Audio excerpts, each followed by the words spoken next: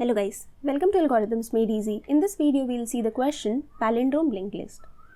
Given a head of a singly linked list, return true if it is a palindrome. Now we know what is palindrome. That is the one that is read same forwards and backwards. So in this example, you have 1, 2, 2, 1 and from backwards also it is the same and so the answer is true. While for the second example, the backwards and the forward answer doesn't match and so the answer is false. So now there is a follow-up that is attached with this question and we'll be solving that also. Before that, let's see the basic approach that we can apply. Forget about the O of 1 space. Think of an O of n solution if possible. So for a palindrome, if I was given a simple list or an array, finding if it is a palindrome is quite easier because I can use the two-pointer approach. But since it is a singly linked list, it is going to be difficult. So what we can do here is change the singly linked list into a list and then check if that is a palindrome. So let's first write the code for this particular approach. Initially, we'll check whether the list only has one element or not, because if it only has one element, it would always be a palindrome. So this checks the null and size 1 condition. After this, we need to take an array list and fill that with the value present in my linked list. Now I'll iterate over my linked list and add those values in my list.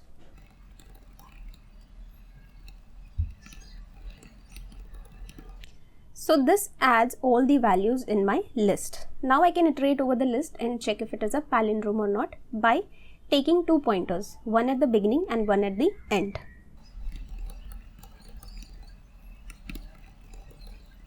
Now I'll loop while I'm not crossing over my pointers. Over here, if the values are not equal, I can straight away return false, or else at the end I'll be returning true. And then I'll be doing a start plus plus and end minus minus. Finally, when everything is done, just return true because we did not find a condition that returns false. So that's all. Let's try to run this code. And it's giving a perfect result. Let's submit this. And it got submitted. So the time complexity for this particular approach would be O of n and the space complexity would also be O of n as we are taking this list. Now, let's go through the follow-up. That is, can we solve this in O of 1 space? So let's consider this particular list and what we are going to do is find the mid of this particular list. After we have the list, we want the separate lists for which I'll be iterating. So these are my two lists. Now I want the reverse of any one of this list. So let's reverse the second list. And this would become 1 and 2 and from here also it is 1 and 2.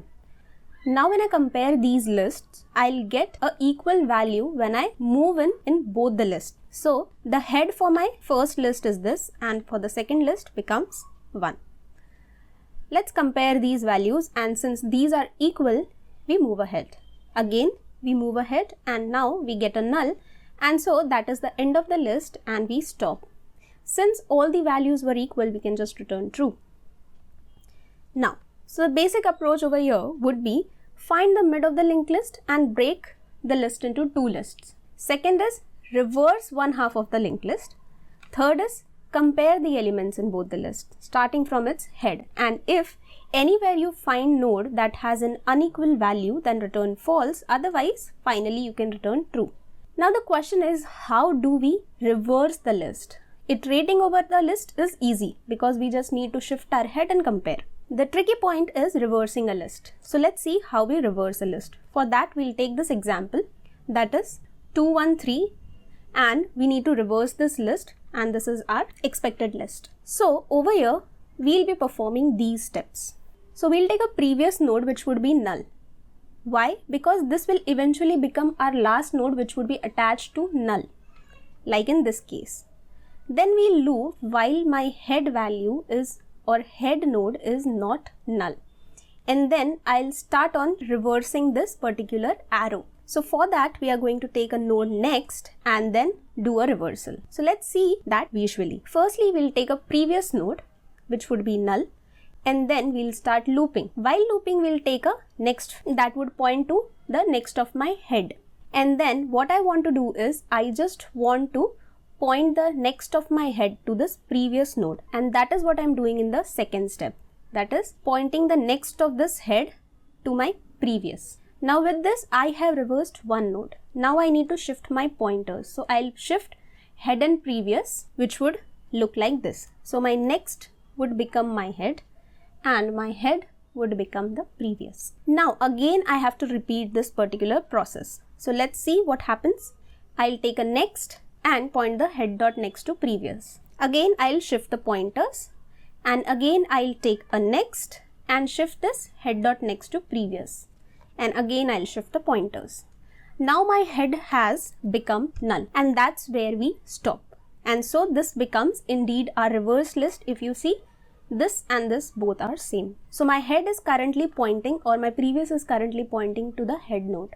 And that's what we want for our middle step. That is while reversing one of the list. So now that you know the different parts of what we need to do, let's go ahead and code this particular approach out. So over here, the first thing we need to do is find mid. So for that, we'll take two variables, slow and fast, and that would be while slow is moving in a speed that is equal to 1, my fast would move with a speed double than my slow. And so while my fast reaches null, my slow would be at the midpoint. So let's do that. So while fast dot next is not equal to null and its next dot next is not equal to null, we can go ahead and update the pointers.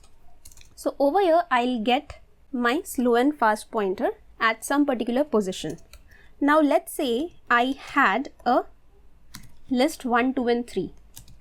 In that case, while my slow is at 2, my fast would be at 3, and this while loop would not run further. So over here, I'll have to break my list over here if I'm taking slow as my mid.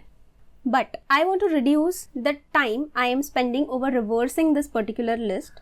So I'll take one less element and I'll do slow equal to slow dot next when the list is of odd length. So how do we find out that? At that moment, my fast would not be null.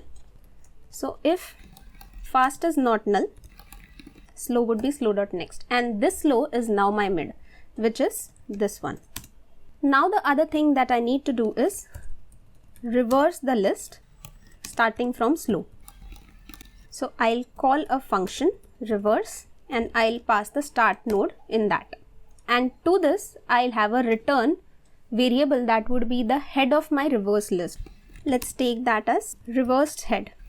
After I have this reversed head, what I need to do is just iterate over this head and this head while this head is not equal to null, because my reversed head list would contain lesser number of nodes in it. So let's write that. While this is not equal to null, I am going to compare the values. If values are not equal, I can simply return false. And if the values are equal, I need to shift my pointers. So that's it. And finally, I can just return true because everything was successful, no false condition found, and we can just say that it is a palindrome. Now the thing left with us is to write this reverse function. So let's write that out. Over here, we would first need a previous node with a value null, and then we'll loop while my head is not equal to null.